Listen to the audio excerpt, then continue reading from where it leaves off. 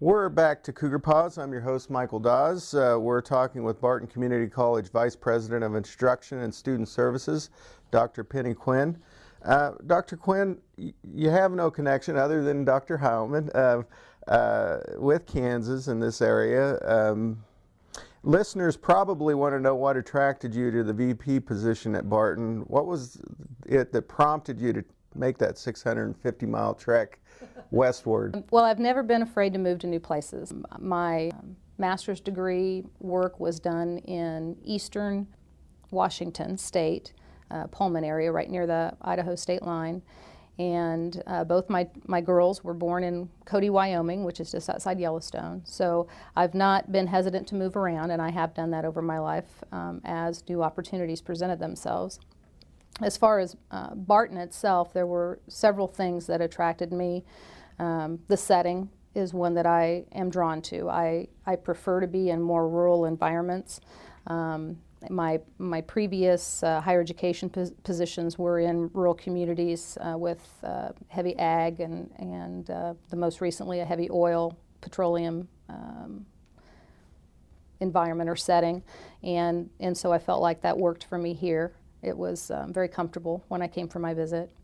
The size of Barton is great. It's not too large to prevent me from getting to know the people that I work with, and it's not overly small that it could overly restrict the kinds of services that we might provide. In some situations, when you're very small, it makes it difficult to do some of the things that you'd like to do for your students or for your continuing education or community job training situations, just because of sheer numbers. They're not there.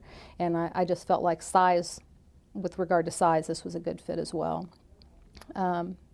During my interview, the people were another large factor. Everybody that I was interacted with, whether they were on the interview committee or when I got to come to campus and actually visit with people and interact with people, everyone was very friendly. Everyone conveyed to me a feeling of commitment to the college. Of course, everybody has their own unique piece to the puzzle and how they fit into how that moves forward in their own focus on how to get there, those kinds of things. But overall, I got a feeling that everybody was headed in the same direction. And that's so very important to being successful when everybody feels that they're moving towards a common goal. So that was very positive. And then finally, the position itself. I started off as an instructor. I was in the classroom, and transitioning away from the classroom was very difficult for me because I really like that daily interaction with students.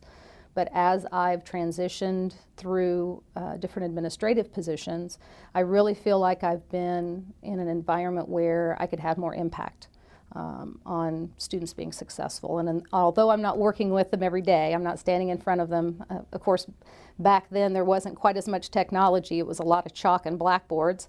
I guess I'm dating myself. But I really enjoyed that part of it, and I was very engaged with my students and did a lot of outside of the classroom experiential kinds of learning, which I love.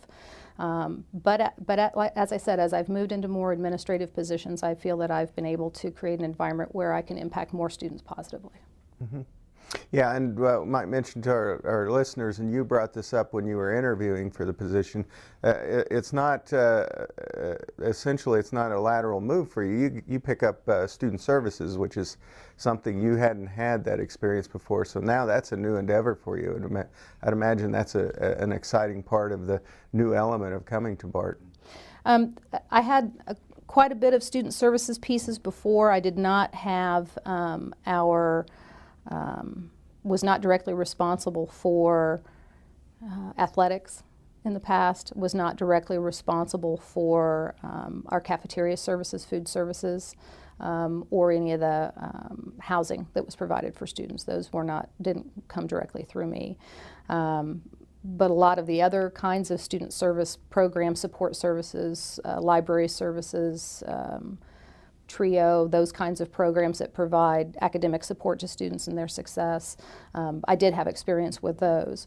So for me, probably one of the biggest differences in the transition to this position is that in my past position as Chief Academic Officer in a college, we were part of a 4-college district. And so in addition to the president at my college, we had another CEO that sat over the 4 colleges. So where there was another layer of administration above our college, which can be difficult, especially if you're wanting to move in a direction that maybe the other 3 colleges are not. It makes it tough when you have a common board over the 4 and a common CEO that doesn't share that same direction and plan. Do you view Barton's complex position as a silver lining situation? If so, in what way? I know there's challenges, but what are we working toward to the future? It's a great opportunity for us with some limitations in front of us. Yes, there are a lot of limitations right now financially. As of today, I believe we're up about 30% over last year, which is wonderful. Providing more services to more students, which is our goal of helping students become better prepared for their career or for transfer, whatever their desire is. But it is kind of a double-edged sword. The more students that we have come in for us to provide services, we find ourselves in a position of doing more with less. Because we have more students, our expenses are increased, and that can sometimes adversely impact or make it more difficult, I should say, for us to provide that level of quality that we want to have. But everyone I've dealt with so far has been ready to, kind of pull themselves up by their boots, and everyone is doing everything within their power to function within the limited financial parameters that we have right now to continue to provide the great services that they've always provided.